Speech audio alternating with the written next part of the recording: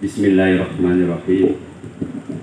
Assalamualaikum warahmatullahi wabarakatuh. Mana nih yang menang? Suaranya nggak ada. Assalamualaikum warahmatullahi wabarakatuh.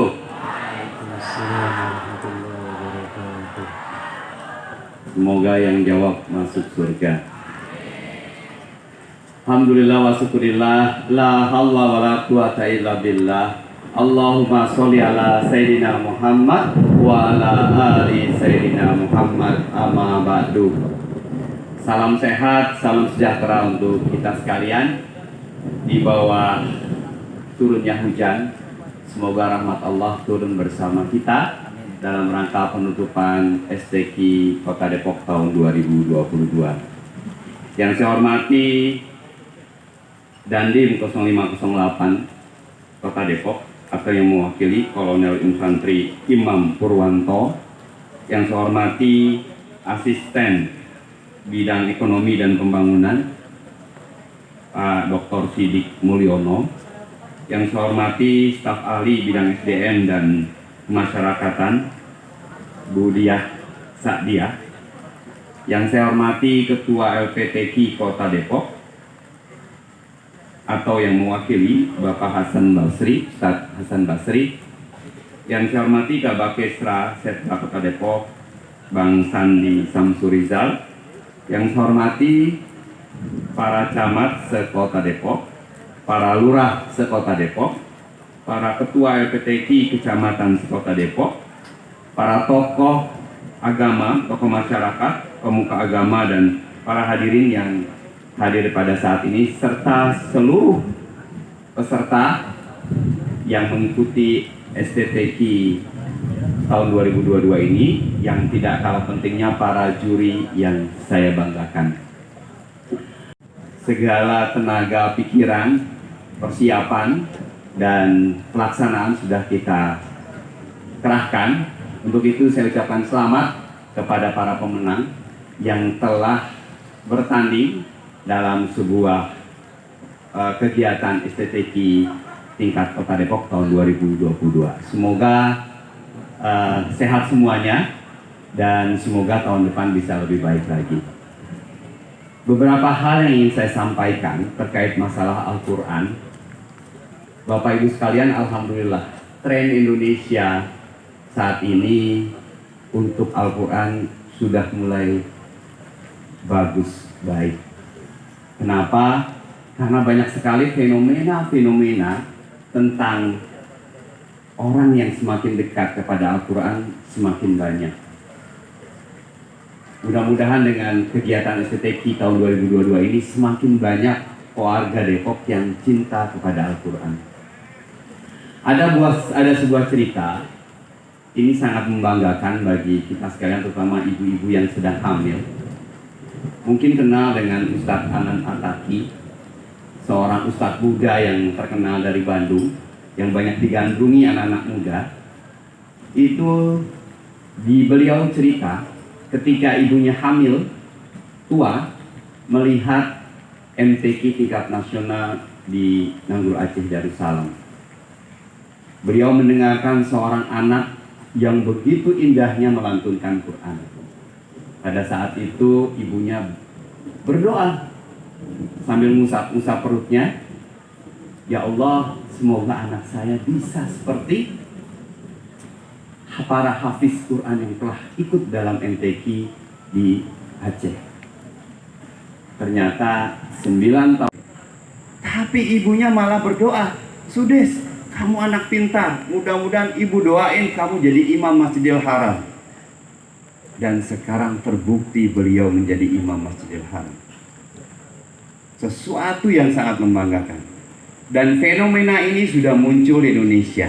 Sekarang ada komunitas imam muda Indonesia, di mana anak-anak kita, anak-anak Indonesia, para ibu bapaknya menginginkan anaknya menjadi seorang hafiz Quran, dan akhirnya disekolahkan sejak SD sampai tamat SMA, dan sekarang sudah mulai tumbuh dan banyak anak-anak muda kita hafiz Quran dengan bacaan yang bagus 30 juz, dan anak-anaknya milenial dan keren-keren banget. Contohnya siapa? Ustadz Taki, Ustadz Muzammil. Ya, kalau mendengar mereka bertilawah Quran itu luar biasa. Dan sekarang mereka sudah melihat bahwa banyak sekali masjid-masjid yang ada di Indonesia itu imamnya masih kurang bagus dari tilawatul Qur'annya. Mereka ingin memperbaiki itu agar orang semakin rajin datang ke musola, rajin datang ke masjid. Pertama kali mereka lakukan di sebuah masjid di wilayah Kemang yang sangat masjidnya bagus tapi sepi jamaahnya.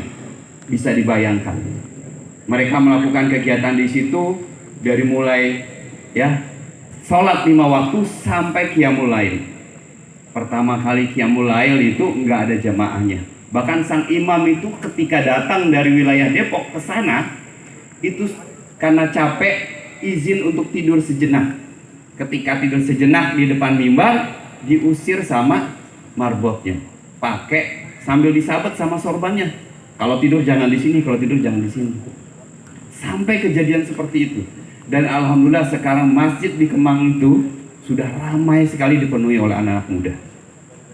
Ini sebuah dampak dari bagaimana kita bisa mengangkat nilai-nilai Al-Quran.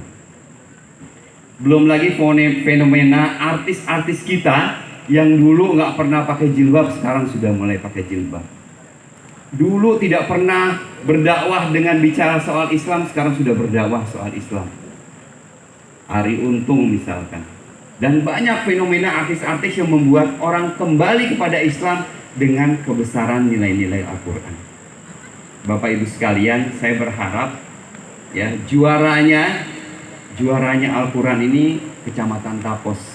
Saya berharap tidak ada kejadian lagi ya fenomena kekerasan dalam rumah tangga. Tidak ada lagi fenomena tentang jegal motor dan seterusnya karena Quran membawa keberkahan. Semakin banyak warga kita yang diajari Al-Quran kembali kepada agamanya, insya Allah kita akan menjadi lebih aman. Itu yang pertama. Yakin betul para ustadz muda itu ngomong gitu, saya nggak ada apa-apanya karena yang saya bawa adalah Al-Quran yang tinggi, yang turun dari Allah Subhanahu wa Ta'ala dan diturunkan kepada hamba Allah yang paling mulia, yaitu Rasulullah. Saya berharap betul ya bahwa dengan STTQ ini bukan sekedar mendapatkan sebuah juara fenomena kecamatan menang ya. Ini Kecamatan Limo mohon sekali nih Pak Camatnya ya bisa terus ya memberikan yang terbaik di tahun depan agar ada yang juaranya satu saja. Ini nggak ada sama sekali ya. Karena bukan sekedar juara, tapi dampak dari mengajarkan Quran akan berdampak kepada keberkahan kecamatan kita, keberkahan dari kota Depok. Yang kedua, nilai-nilai Quran itu ajib. Nilai Al-Quran itu luar biasa.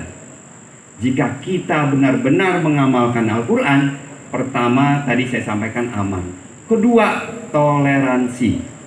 Saya berharap para ustadz, para ustazah, para kiai, para pembaca Quran, para pemangku kebijakan, ketika kita sudah memahami Quran, salah satu indikatornya adalah kita toleransi kepada agama yang lain.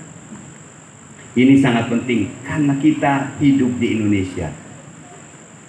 Karena kita hidup di Indonesia, yang Indonesia mengakui 6 agama yang ada di Indonesia. Islam, Kristen, Katolik, Hindu, Buddha, dan Konghucu. Begitu juga suku-suku yang ada di Indonesia.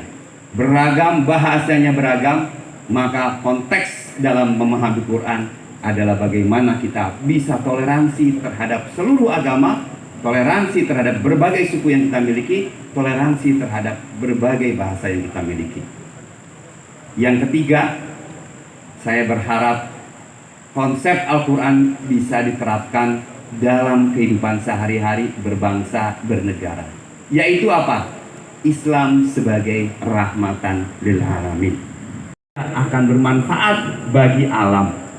Insya Allah barang siapa yang yang memahami Al-Quran, yang membaca Quran akan paham tentang konsep ini. Kecil tetapi besar manfaatnya bagi keselamatan kita dan bumi yang kita pijak hari ini. Bapak Ibu sekalian, semoga prestasi ini dapat terus ditingkatkan serta menjadi motivasi bagi kita semua untuk senantiasa meningkatkan kualitas, kapasitas dalam ilmu Al-Quran dan ilmu hadis.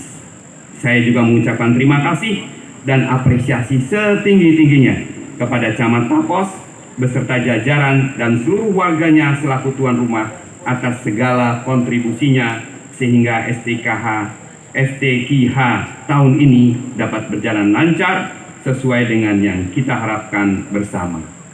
Termasuk penghargaan yang tulus juga kita berikan kepada para panitia, peserta, pendamping, dan para dewan juri, dewan hakim.